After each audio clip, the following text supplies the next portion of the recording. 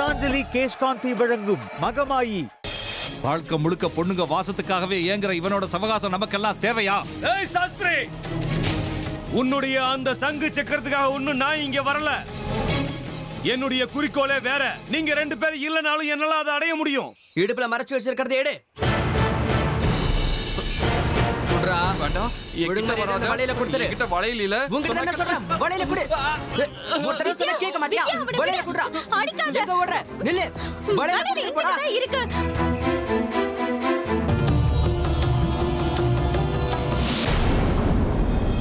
மத்தவங்கள குறை சொல்லி என்ன பிரயோஜனம்? முதல்ல நம்ம பிள்ளைங்களை நம்ம கட்டுப்பாட்டுல வச்சுக்கணும்.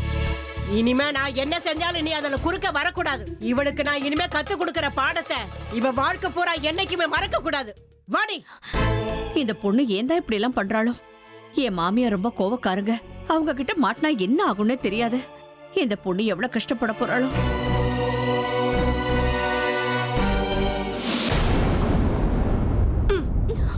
இங்கே நில்லு.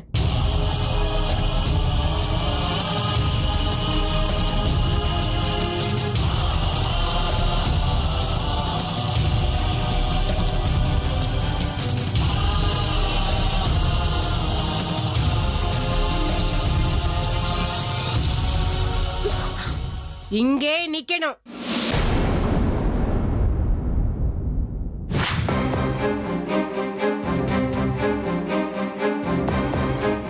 டேய், மேல ஏறு.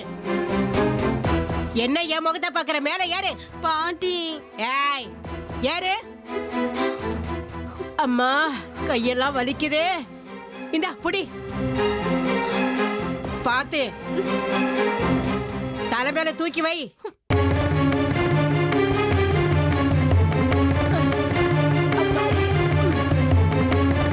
புடி. தூக்கி இடுப்புல வச்சுக்க.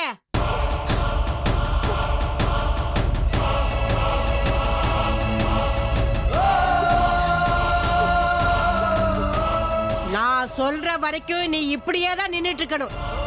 கையே வலிக்கதான் செய்யும்.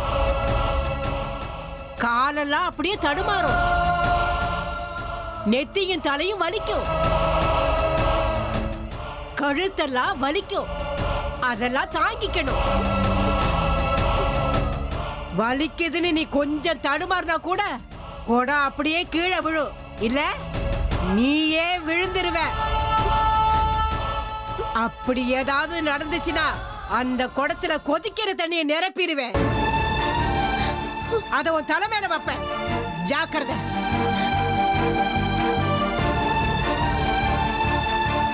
இப்ப யோசனை பண்ணு. அந்த பங்காரி சகவாசம் வேணுமா வேண்டாமா?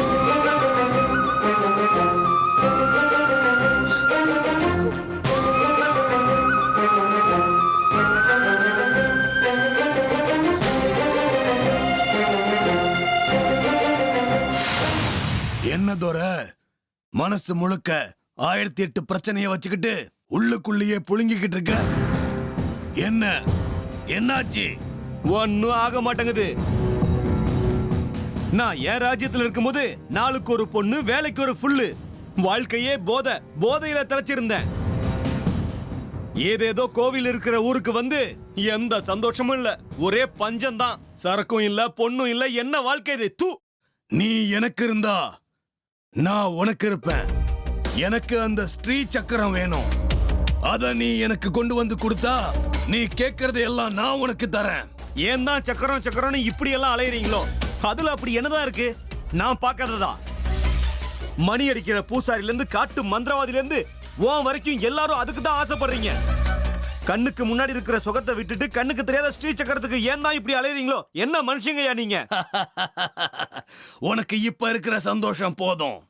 ஆனா எங்களுக்கு வாழ்க்கை பூரா சொர்க்கத்துல வாழணும்னு ஆசை. உனக்கு அந்த ஸ்ரீ சக்கரத்து மேல எல்லாம் ஆசையே இல்ல. ஆனா எனக்கு அந்த ஸ்ரீ சக்கரம் வேணும். அத நீ எனக்கு கொண்டு வந்து கொடு. உனக்கு தேவையானதெல்லாம் நானே உருவாக்கி கொடுக்கிறேன். முடியாது. அந்த ஆளுங்களோட என்னால கூட்டு சேர முடியாது. சரியான பைத்தியக்காரனுங்க. நான் சொல்றத அவனுங்க கேட்க மாட்டானுங்க, அவனுங்க சொல்றத என்னால கேட்க முடியாது. அந்த ஸ்ரீ சக்கர சகவாசமே வேண்டாம். எனக்காக அவனுங்க கூட கொஞ்சம் ஒத்துப்போ. முடியாதுன்னு சொல்லாத. இந்த பாரு மாரியப்பா, அந்த ஸ்ரீ சக்கரத்தை கொண்டு வந்து நீ என்கிட்ட கொடுக்கறதா இருந்தா அப்புறம் வாழ்க்கை பூரா நீ சந்தோஷமாவே இருக்கலாம். அப்படிப்பட்ட ஒரு பரிசை நான் உனக்கு கொடுக்கறேன். ஆ? ஓஹோ, அப்படி என்னையா உங்ககிட்ட இருக்கு? நீயே ஒரு பிச்சைக்காரன், தம்மா தொண்டு வீட்டுல இருக்க, உன்னால எனக்கு என்ன கொடுக்க முடியும்? நான் கத்துக்கிட்ட சாஸ்திர சுகஸ்திர வித்தையால ஒரு அழகான கன்னி பொண்ண உனக்கு வசியம் பண்ணி தரேன். யோ ஜோசியக்காரா, நான் மனசு வச்சா கன்னி பொண்ணுங்களுக்கு பஞ்சமே இல்ல. வேலைக்கு ஒண்ணு நேரத்துக்கு ஒண்ணுன்னு என் முன்னாடி தானா வந்து விழுவாளுங்க. நீ தப்பா புரிஞ்சுகிட்டு இருக்க மாரியப்பா. நான் கொடுக்கிற கன்னி பொண்ணுக்கு விசேஷமான சக்தி எல்லாம் இருக்கும். அந்த பொண்ணு மேல நீ எப்படியெல்லாம் ஆசைப்படுறியோ அதே உருவத்துல எல்லாம் அவ உனக்கு தெரிவா. சகஸ்ரா 1000 உருவம் இருக்கும் அவளுக்கு. நீ சொல்ற வேஷத்துல நீ எப்படியெல்லாம் வேணுமோ மாத்திக்கிட்டு ஒரு நிமிஷத்துல நீ ஆசைப்பட்ட மாதிரி எல்லாம் அவ இருப்பா. நீ சொல்றதெல்லாம் நடக்குமாயா? தேவையில்லாம ஆசை காட்டி ஏமாத்தனா இந்த மாரியப்பனை பத்தி தெரியும்ல உனக்கு? உன்கிட்ட போய் சொல்ல வேண்டிய அவசியம் இல்லை எனக்கு. நான் கஷ்டப்பட்டு கத்துக்கிட்ட புராணமான வித்தை இது. உனக்காக கொடுக்கறேன். உன் உடம்புல கடைசி மூச்சு இருக்கிற வரைக்கும் அந்த சகசர சுகந்தி கன்னி பொண்ணு உன்னை சந்தோஷப்படுத்திக்கிட்டே இருப்பா. நீ சொல்றதெல்லாம் உண்மையா? அப்படிப்பட்ட வித்தையெல்லாம் இருக்கா என்ன? தினம் தினம் ஒரு புது உருவம், ஒரு புது அழகு, ஒரு புது பொண்ணு, அந்த அளவுக்கு வித்தியாசம் இருக்குமா? நான் நினைக்கிற மாதிரி அவ மாறுவாளா? ஆமா மாரியப்பா, இந்த அற்புத வரத்தை நான் உனக்கு கொடுக்கறேன். அப்படின்னா இப்பயே ஒரு சாம்பிள் காட்டியா? உன் மாயாஜாலத்தை காட்டு, என் கண்ணாலையும் நான் பாத்துறேன். அத ஒரு தடவை கொடுத்தாலும் மொத்தமா உனக்கு தான். அதுக்கு உதாரணம் சாம்பிள் எல்லாம் கிடையாது. அத முழுசா உன் கையிலேயே நான் கொடுத்துருவேன். வாழ்க்கை பூரா நீ அனுபவிச்சுக்கிட்டே இருக்கலாம். அப்படின்னா அந்த ஸ்ரீ சக்கரம் உனக்கு கிடைச்சிருச்சுன்னு வச்சுக்கோ. நீயும் ஸ்ரீ கிருஷ்ணரை போல அந்த சக்கரத்தை எத்தனை முறை வேணாலும் சுத்திக்கோ.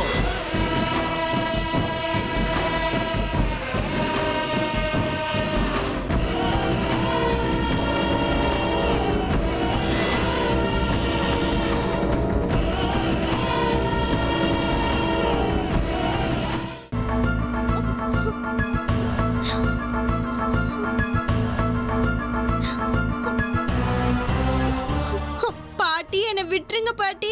இனிமேல் நான் தப்பு பண்ண மாட்டேன். கைவலி தாங்க முடியல பாட்டி. பாட்டி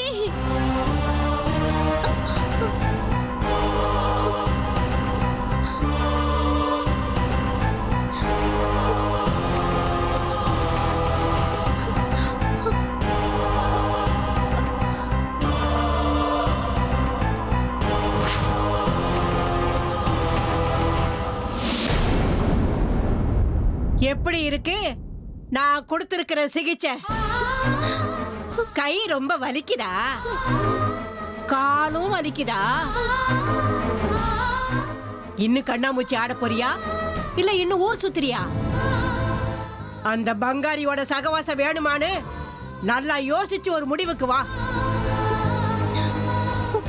அவனா வந்து பேசுறானாமா, இவ சும்மா மரமாட்டா நின்னாடாமா. அதே மாதிரி இவ பேசும்போது அவ மரமாட்டா நின்னு கேட்டுக்கிட்டு இருந்தானாமா. ஆஹா, ஏன் காதுல பூ சுத்துறியா நீ? வேஷமா போடுற வேஷம். ஆஹா, அப்படியே சிலுத்துக்கிட்டு அவங்கிட்ட பேச ஓடி போறல. இல்ல பாட்டி, இனிமே எப்பவும் இந்த மாதிரி பண்ண மாட்டேன். என்னால இந்த மாதிரி நிக்க முடியல பாட்டி. தயவு செஞ்சு போதுன்னு சொல்லுங்க. ஆஹா, எல்லாம் எனக்கு தெரியும். இன்னைக்கு நீ இப்படிதான் பேசுவ, நாளைக்கு யாருக்கு தெரியாது நினைச்சிட்டு அவங்க கூட போய் பேச போவேன். உனக்கு இந்த மாதிரி சிகிச்சை கொடுத்தாதான் ஜுரம் மொத்தமா போகும். உடம்பு வலிக்கட்டும், விடியிற வரைக்கும் நீ இப்படியே தான் நிக்கணும். இப்போ இது உனக்கு கஷ்டமா தான் இருக்கும். என் மேல ரொம்ப கோபம் கூட வரலாம்.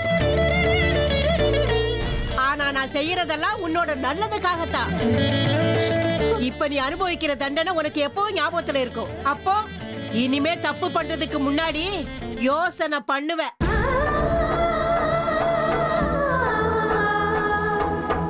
பாட்டி பாட்டி வேண்டாம் பாட்டி. இனிமே நான் தப்பு பண்ண மாட்டேன். கையெல்லாம் ரொம்ப வலிக்குது பாட்டி. பாட்டி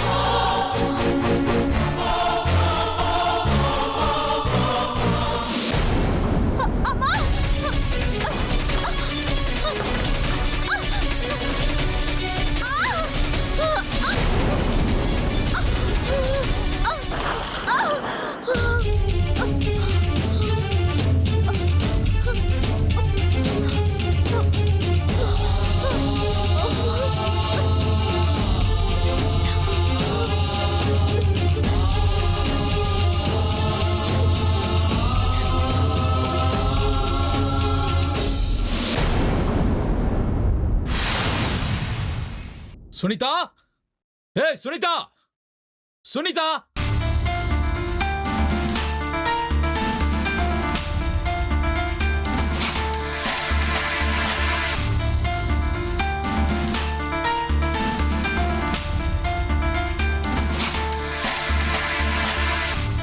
இது உனக்கு எத்தனாவது மாசம்?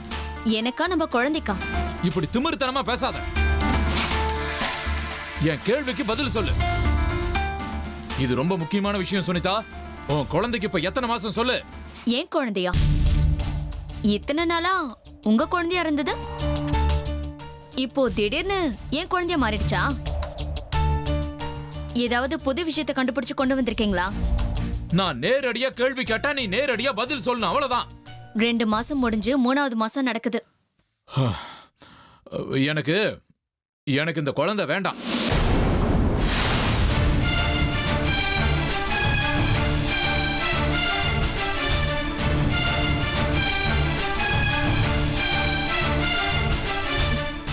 என்ன சொன்னீங்க இப்போ? குழந்தை வேண்டாமா? ஆமா, எனக்கு இந்த குழந்தை வேண்டாம்.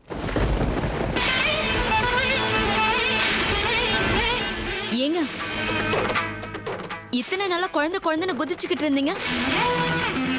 எங்க அம்மாவுக்காக கண்டிப்பா ஒரு குழந்தை வேணும்னு சொன்னீங்க. இந்த குழந்தை விஷயத்துல எவ்வளவோ பிரச்சனைகள் வந்திருக்கு. அவ்வளவு பிரச்சனைகளை தாண்டி இப்ப இந்த குழந்தை நம்ம வீட்டுல பிறக்க போகுது. இப்ப வந்து வேண்டாங்கிறீங்க, எதுக்காக? காரணத்தை சொல்லுங்க. குழந்தை வேண்டாம்னா வேண்டாம், அவ்வளவுதான். இந்த காரணத்தை எல்லாம் என்கிட்ட கேட்காத. எனக்கு இந்த குழந்தை நம்ம வீட்டுக்கு வர்றது பிடிக்கல. கர்ப்பமானதுக்கு அப்புறம் குழந்தை வேண்டானா? இது என்ன நம்ம வீட்டுல செய்யற உப்புமா தோசை நினைச்சீங்களா? வேணும்னா வச்சுக்கிறதுக்கும் வேணும்னா தூக்கி போடுறதுக்கும். எனக்கு இந்த குழந்தை வேணும். உங்களுக்கு வேண்டானா விட்டுருங்க. விட வேண்டியதெல்லாம் நான் கிடையாது, நீ தான் பிடிவாதத்தை விடணும். வைத்தியர்கிட்ட போய் அது ஏதோ செய்வாங்கல்ல, அதை செஞ்சுட்டு வா போ.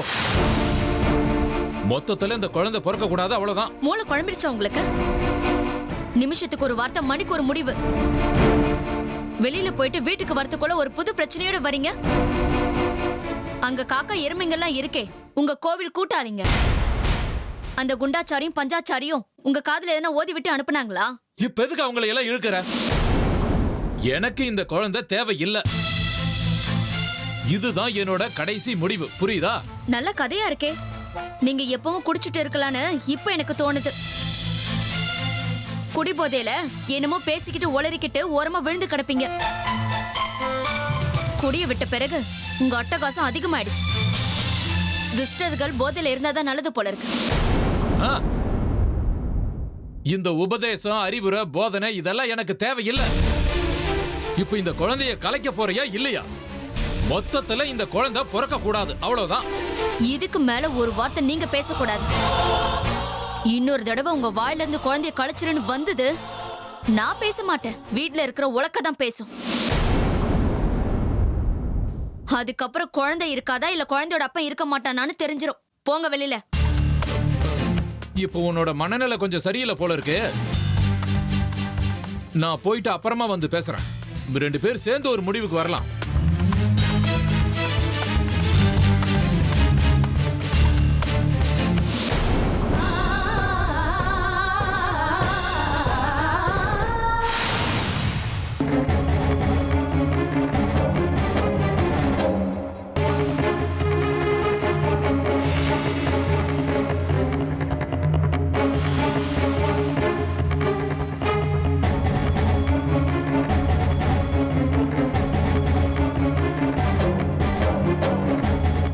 உனக்கு புத்தி வரணும்னு தான் நான் உனக்கு தண்டனை கொடுத்தேன்.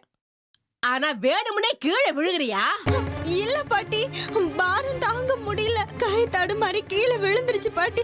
அப்படியே நானும் தான் கூட விழுந்துட்டேன். கொடை மட்டும் கீழே விழுந்துச்சுன்னா நான் எங்க திட்ட போறேன்னு தானே நீ கீழே விழுந்த?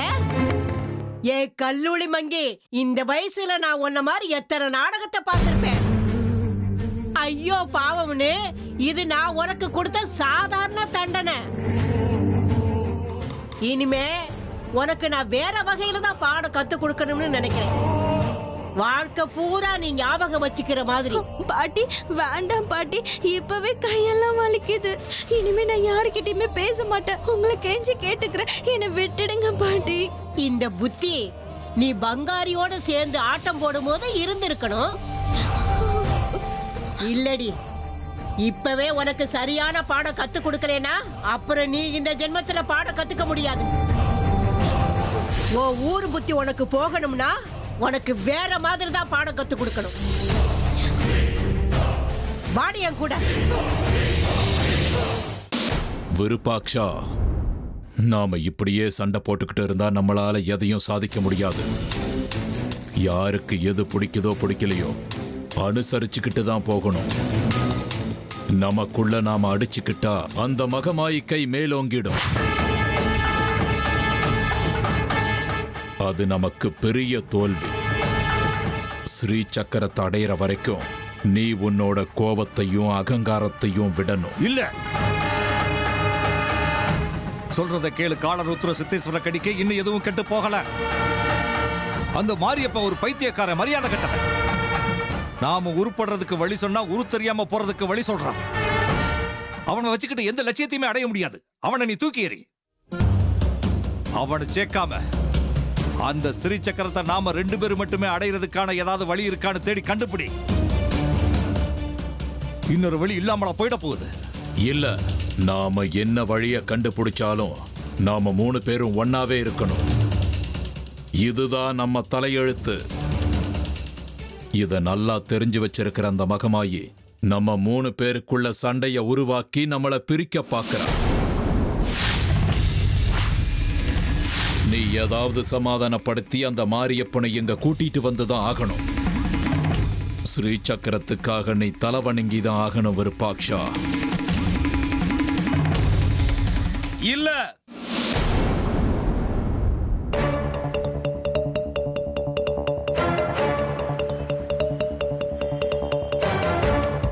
அதெல்லாம் எதுவும் தேவையில்லை.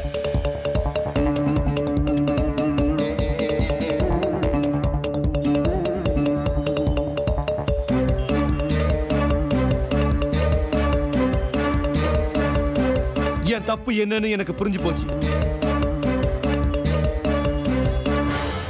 நாமெல்லாம் ஒரு பெரிய லட்சியத்தோட இறங்கி இருக்கோம். கட்டிக்கு சொன்னதை நான் கேட்டுக்கிட்டு தான் இருந்தேன்.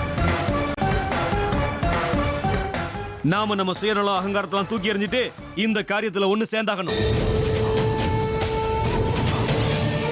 நமக்குள்ள எத்தனை கருத்து வேறுபாடு இருந்தாலும் அதை அமைதியா பேசி நம்ம தீர்த்துக்கலாம். நமக்குள்ள நாம அடிச்சுக்க வேண்டாம். உற்சவம் முடிகிற வரைக்கும் நம்ம கைகள் பிரியவே கூடாது. நான் உங்களோட கை கோர்க்க தயார். என் மேல நம்பிக்கை இருந்தா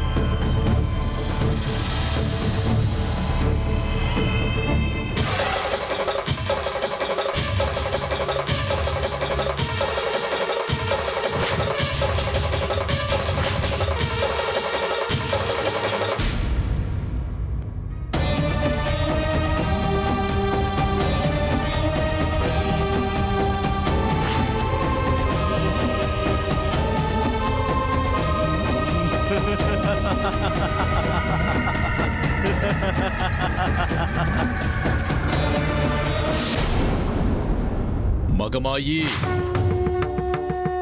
தாயே, கேட்டுக்கோ. இதுக்கு மேல நீ எவ்வளவு திட்டம் போட்டாலும் சரி, இனிமே எங்க 3 பேரையும் நீ பிரிக்கவே முடியாது.